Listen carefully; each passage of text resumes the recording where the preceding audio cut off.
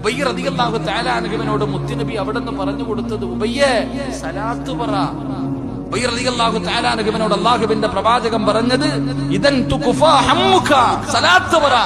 സലാത്ത് പറഞ്ഞാൽ നിന്റെ സർവ്വ പ്രയാസങ്ങളും മാറുമെന്ന് നബി മുഹമ്മദ് മുസ്തഫ സല്ലല്ലാഹു അലൈഹി വസല്ലം തങ്ങൾ പറയേ, സർവ്വ ടെൻഷനും മാറും. എന്തിനാ ടെൻഷൻ അടിക്കണേ? നിന്റെ എല്ലാ ടെൻഷനും മുത്തുനബിയല്ലേ പറഞ്ഞേ. കഅബ് റളിയല്ലാഹു തആല അൻഹുവിനോട് പറഞ്ഞുകൊണ്ട് സലാത്ത് പറഞ്ഞാൽ കിട്ടുന്ന നേട്ടം ടെൻഷൻ മാറും. നിന്റെ എല്ലാ ടെൻഷനും പ്രയാസവും ആവലാതിയും എല്ലാം മാറും. സലാത്ത് പറ. സല്ലല്ലാഹു അലൈഹി വസല്ലം തങ്ങൾ അവിടെന്ന് പറഞ്ഞു വയുഗ്ഫർ ദംബുക, അല്ലാഹു നിന്റെ പാപം പുറത്തു തരും. സലാത്ത് പറഞ്ഞാൽ കിട്ടുന്ന പ്രതിഫലം നിന്റെ പാപം അല്ലാഹു പുറത്തു തരുമെന്ന് നബിയുനാ റസൂലുള്ളാഹി